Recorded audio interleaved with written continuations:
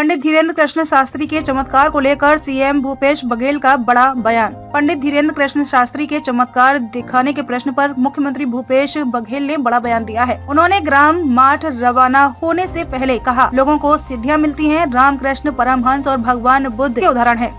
सिद्धियों से इनकार नहीं किया जा सकता है, लेकिन चमत्कार नहीं दिखाना चाहिए। ये जादूगरों का काम है, ये उचित नहीं है। सिद्धियों का प्रयोग चमत्कार दिखाने में नहीं करना चाहिए।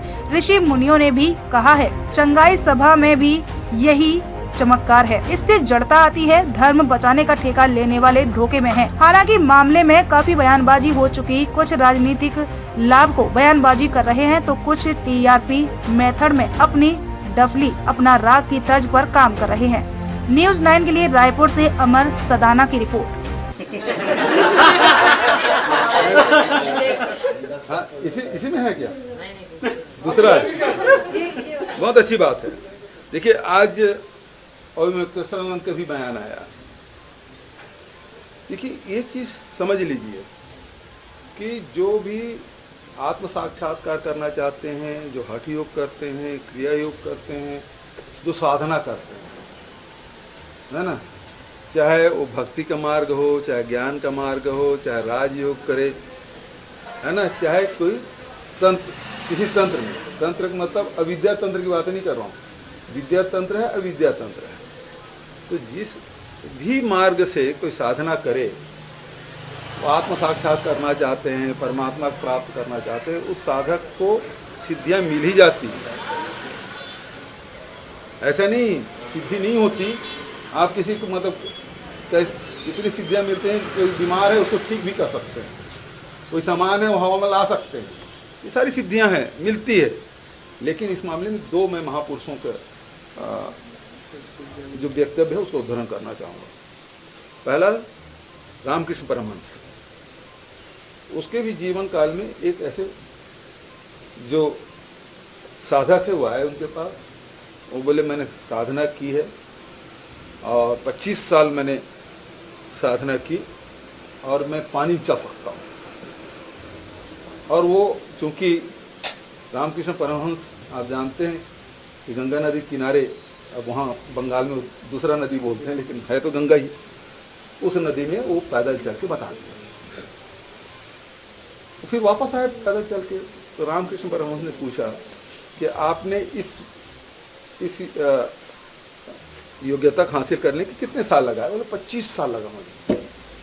25 साल लगा, बहुत अच्छी बात है। 25 साल आप केवल ये है कि योग साधना से आप नदी पार कर सकते हैं। मतलब इसमें नाम जाएंगे तो 2 रुपये लगता है।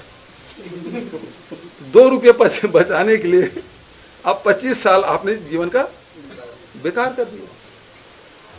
दूसरी बात, भगवान बुद्ध के जीवन में भी ऐसी घटना घटी।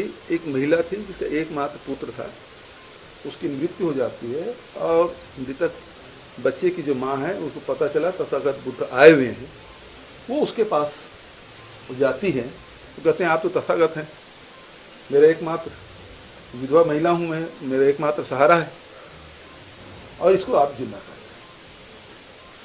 बोले जिंदा हो सकता है, लेकिन उन्होंने कहा एक शर्त रखी कि आप गांव में जाएं और जिसके घर में किसी की मृत्यु न हुआ हो उस घर से 1 मुट्ठी आप सरसों ले आए। महिला आशा से, उम्मीद से हर घर पहुंची। उन्होंने कहा आपके घर में कोई मृत्यु नहीं हुई हो तो मुझे 1 मुट्ठी सरसों दे दिए। दिन भर घूमती रही, शाम को वो वापस लौटी। उन्होंने कहा ऐसा कोई घर नहीं मिला जिसमें मृत्यु न हुई हो। तो मृत्यु है वो अनिवार्य है, उसको बदला नहीं जा सकता। लेकिन उस महिला को सत्य का भान हुआ और बड़ी साधिका के रूप में वो प्रसिद्धि हुई। तो सिद्धियां हैं, इससे आप जो साधना क्षेत्र में सिद्धियां प्राप्त कर सकते हैं, लेकिन इसको चमत्कार दिखाना नहीं चाहिए। ये जादूगरों का काम है, इससे समाज में जड़ता आती है। ये उचित नहीं है। जितने ऋषि मुनि हुए हैं वो सब ने इसको रोका है कि इस प्रकार से चमत्कार नहीं दिखाना चाहिए, सिद्धियों का प्रयोग नहीं करना चाहिए। तो वही मैं कहना चाहूँगा, सिद्धियां हैं, इसमें कोई शक नहीं है। आप जाएंगे, मुसलमान जो पीर फकीर रहते हैं तो ताबीज़ देते हैं, चमत्कार हो जाता है। ईसाइयों में क्या बोलते हैं, चंगाई सभा, उसमें भी वही चमत्कार है, उसमें भी चमत्कार, ये भी चमत्कार है। तो ये चमत्कार से समाज में जड़ता आती है, इसे एवॉइड करना चाहिए। ज्ञान की बात है लोगों के जीवन में,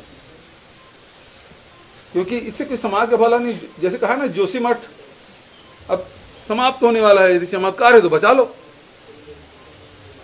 अब इस चुनौती को स्वीकार करेगा क्या?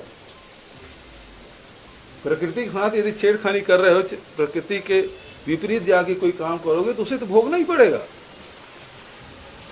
समाज में ये बताना चाहिए कि हमको नियम का पालन करना चाहिए, सच्चरित्र होना चाहिए, सत्य के मार्ग में चलना चाहिए।